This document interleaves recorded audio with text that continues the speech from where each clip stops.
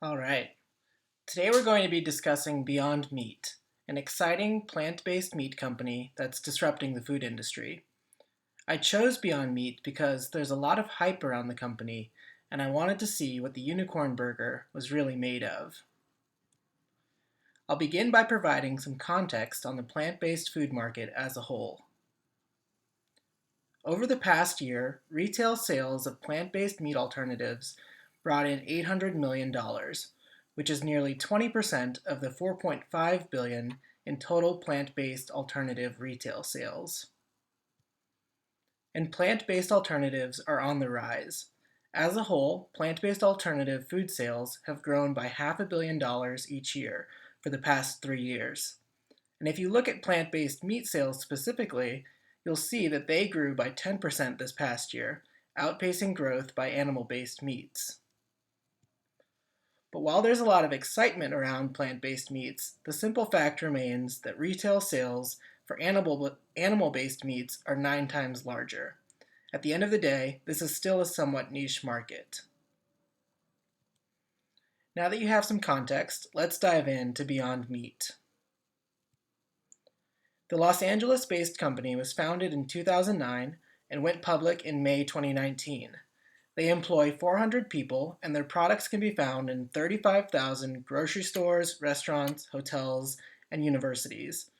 Their mission is to create the future of protein by offering mass-market solutions that perfectly replace animal protein with plant protein. Essentially, Beyond Meat is convinced that there is a better way to feed the planet. And Beyond Meat has tried to position itself as a healthier alternative to animal-based meat. On the one hand, their Beyond Burger patty has no cholesterol and 33% less saturated fats. But at 270 calories, it's not exactly a diet-friendly food. Add to that the high sodium levels and the debate around highly processed foods, and I'd say the jury's still out about the health benefits of switching to Beyond Meat. On the other hand, I do buy into the environmental benefits of plant-based protein over animal-based. Beyond Meat uses significantly less water, land, and energy. And this is why a shift to plant-based proteins is a more efficient way to close the gap in food production in order to feed 10 billion people by 2050. Which brings us back to Beyond Meat's vision that there is a better way to feed the planet. So now let's take a look at how the company brought that vision to life. Over the course of the past decade, Beyond Meat raised $122 million from investors including Kleiner Perkins, Bill Gates, and Tyson Foods. And while the company is best known for its burgers, they actually got their start selling mock chicken in Whole Foods back in 2013. After raising money and launching new products, Beyond Meat went public on May 2nd, 2019. And there was clearly an appetite for Beyond Meat because share prices nearly tripled on day one. In the last decade, only 2 other companies had bigger increases on their first days of trading. By July, Beyond Meat's stock price had shot up over 800% from the IPO price, and the company had a market value of $13 billion, which is bigger than 25% of the S&P 500. At the peak of the hype in July, investment bank analysts at UBS pegged the addressable market for Beyond Meat at $1.2 trillion and projected their sales will hit $1.8 billion by 2025. Given that their sales are around $250 million right now, it seems like a rather ambitious goal. But now let's go beyond the hype to see if that's the case. By looking at the company's financials, we can see what this unicorn burger is really made of.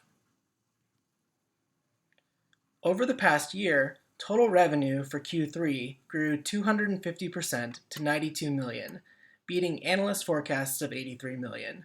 And a key driver of that success has been Beyond Meat's ability to establish partnerships with fast food companies like McDonald's, Dunkin' Donuts, and Denny's.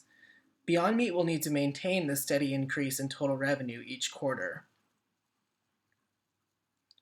Another positive sign is that gross profit margin increased from 19% to 36% over the past year. Beyond Meat optimized its production process, enabling better efficiencies to lower costs and increase margins. At 36%, Beyond Meat's gross profit margin is in line with the industry average of 38% for consumer packaged goods. And it's actually higher than gross profit margins for Tyson, Hormel, and Kellogg's, which are big food companies that have launched plant-based meat products to compete with Beyond Meat. In Q3 of 2019, Beyond Meat posted a positive net income of $4.1 million, and the earnings per share also beat analyst expectations of 3 cents per share. And this is the first positive quarter in the company's history. It indicates that they may have turned a corner. But although net income and EPS are the most widely used measures of a company's profitability, they can be unreliable because reported earnings can easily be manipulated. The long-term trend of the net margin is a better indicator of the competitiveness and health of a business. And in Beyond Meat's case, the net margin is moving in the right direction, but at negative 8.42% for 2019, the company lags behind 62% of the CPG industry. And as Beyond Meat ramps up production, it's important to look at the day's inventory to see how quickly they're moving their goods. It's concerning that days inventory doubled from September 2018 to September 2019 and is ranked lower than 62% of the CPG industry. If a company builds up inventory, it may mean it is having trouble selling its goods. And one sign pointing to a slowdown is the fact that Beyond Meat is projecting a fourth quarter revenue of only $65 million, a sharp drop from the $92 million in Q3. Considering the hype around Beyond Meat is based on its growth potential, any sign of a slowdown will be serious cause for concern amongst investors. Next, we'll look at return on assets as a measure of efficiency. Beyond Meat's return on assets is steadily improving, but remains negative. For context, their ROA is ranked lower than 87% of companies in the consumer packaged goods industry. Return on assets is an indicator of how efficient a company is at using its assets to generate earnings. Right now, Beyond Meat's assets outweigh its earnings. In order to compete long-term with their direct competitors, Beyond Meat will need to turn that around. The last signal we'll look at is cash flow. Operating cash flow is moving in a positive direction, but capital expenditures are on the rise, resulting in a negative free cash flow. When free cash flow is positive, it indicates the company is fully capable of supporting itself, and there is plenty of potential for further growth. A negative free cash flow indicates the company is not able to generate sufficient cash to support the business. But with that said, many small businesses do not have a positive free cash flow because they're investing heavily to grow their venture rapidly, which certainly appears to be the case for Beyond Meat. A negative free cash flow may not be sustainable in the long term, but in the short term, Beyond Meat's current ratio of 7.46 indicates the company doesn't have a liquidity problem. So, what do you think? Are you still hungry? Let's recap.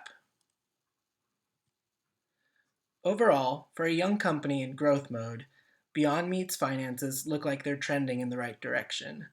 The company had a particularly strong Q3, but the key will be whether it can sustain that momentum. Beyond Meat will have to fend off growing competition from their largest direct competitor, Impossible Foods, as well as from large food companies like Kellogg, Hormel, and Tyson, which have deep pockets and have developed their own meat alternatives. One thing's for sure, it's no longer a two-company race, and it won't be easy for Beyond Meat to maintain its first-mover advantage. Beyond Meat CEO is confident that continuous innovation will give the company an edge over the growing competition. This priority is reflected in the company's R&D budget, which has doubled year over year for the past 3 years and accounts for 23% of total operating expenses. Those betting against Beyond Meat will question whether innovation will be its saving grace. While Beyond Meat has developed a new process for producing meat products, food is not the tech industry. The barriers to entry are too low. as demonstrated by the speed at which comparable products have popped up and the extent to which they are getting shelf space. But if innovation isn't the answer, could international expansion be the key? The company has its sights set on Europe and China in 2020. In the short term, its bottom line will likely take a hit due to the cost of setting up production facilities in these locations. But the company is optimistic because both are expected to be huge markets for plant-based meat. If Beyond Meat succeeds and gets a foothold outside the US, that could increase its first mover advantage and secure foreign markets before competitors have even established themselves in the US. So, after everything we've discussed, should you take a bite of this unicorn burger? Well, it really depends on your appetite for risk.